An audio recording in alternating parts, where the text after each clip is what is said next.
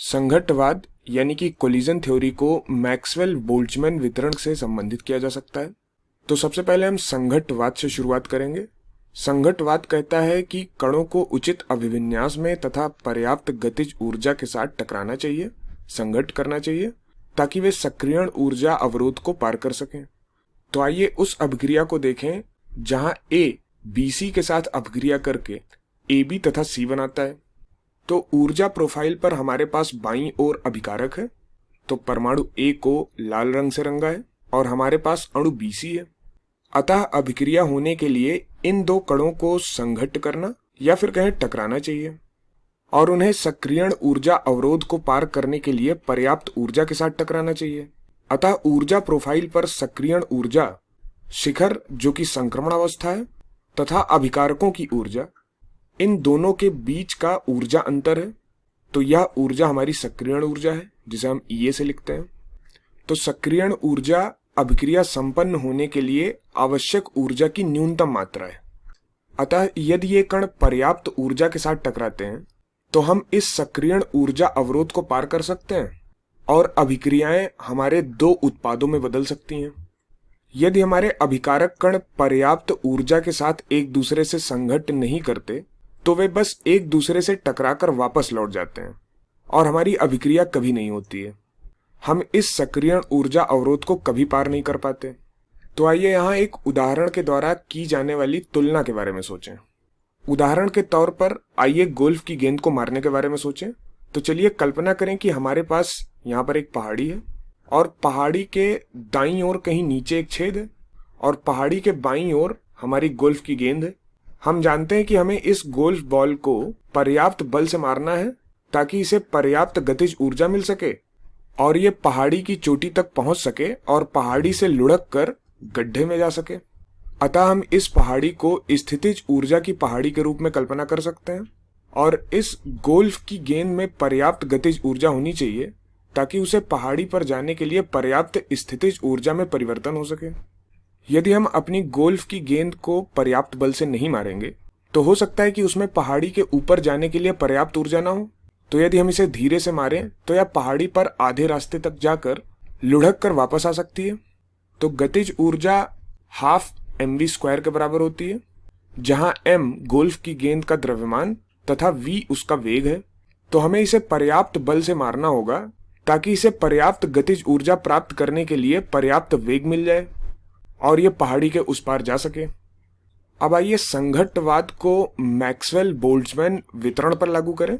आमतौर पर Maxwell Boltzmann वितरण में y अक्ष पर आंशिक कण या कणों की सापेक्ष संख्या और x अक्ष पर कण की चाल होती है तथा मैक्सवेल बोल्ट्जमैन वितरण हमें गैस के नमूने में कणों के लिए उपलब्ध चाल के परिसर को दिखाता है, अवेलेबल स्पीड के रेंज को दिखाता है। तो मान लीजिए हमारे पास कणों का एक चित्र है। मान लीजिए कि हमारे पास एक विशिष्ट तापमान कैपिटल T पर गैस का एक नमूना है। ये कण एक ही चाल से गति नहीं कर रहे हैं, उनके लिए चाल का एक परिसर यानी कि रेंज उपलब्ध है। हो सकता है एक कण बहुत धीमी चाल से गति कर रहा हो, इसलिए हम यहाँ एक बहुत छोटा तीर खींचेंगे। कुछ कण थोड़ी अधिक चाल से गति कर रहे होंगे, इसलिए हम थोड़ी तेज गति को दर्शाने के लिए तीर को थोड़ा लंबा खींचेंगे। तो ये वह कण हैं जो थोड़ी अधिक चाल से गति कर रहे हैं और हो सकता है इनमें से एक कण सबसे अधिक चाल से गति कर रहा हो, तो हम इस कण पे सबसे लंबा तीर लगाएंगे।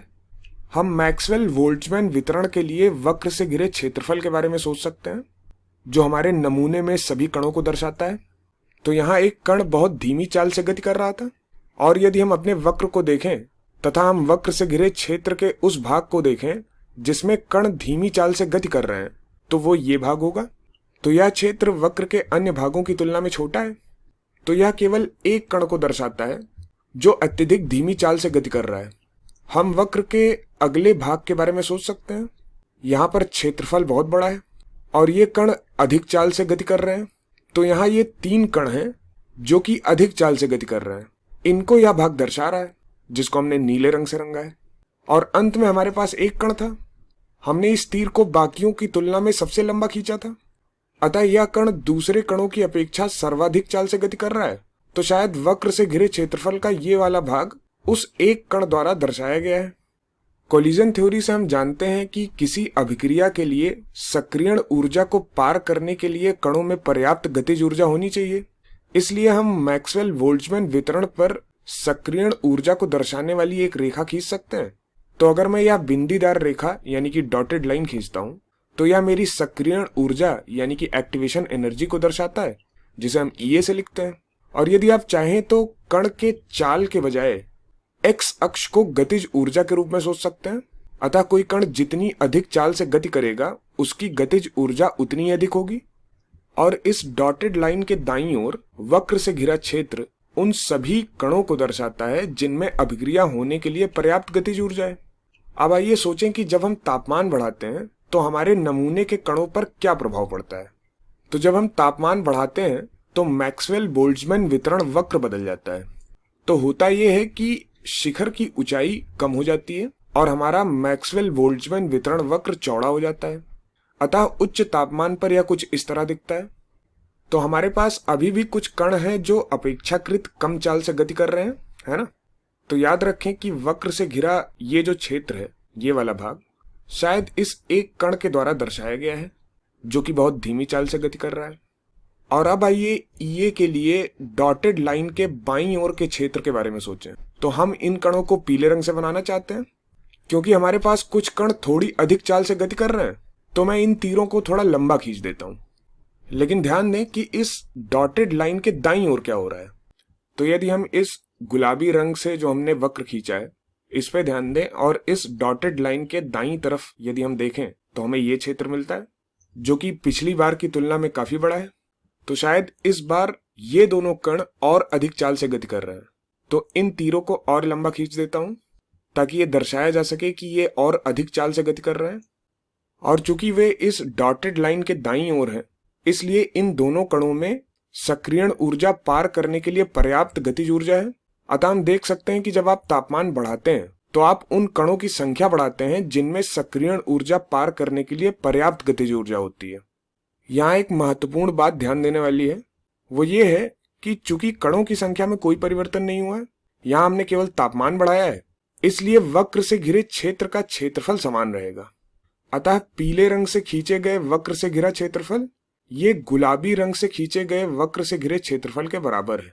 अंतर यह है कि गुलाबी रंग से खींचे गए वक्र में तापमान अधिक है और इसलिए सक्रियण ऊर्जा को पार करने के लिए पर्याप्त गतिज ऊर्जा वाले अधिक कण होते हैं। अतः तापमान बढ़ाने से अभिक्रिया वेग बढ़ जाता है।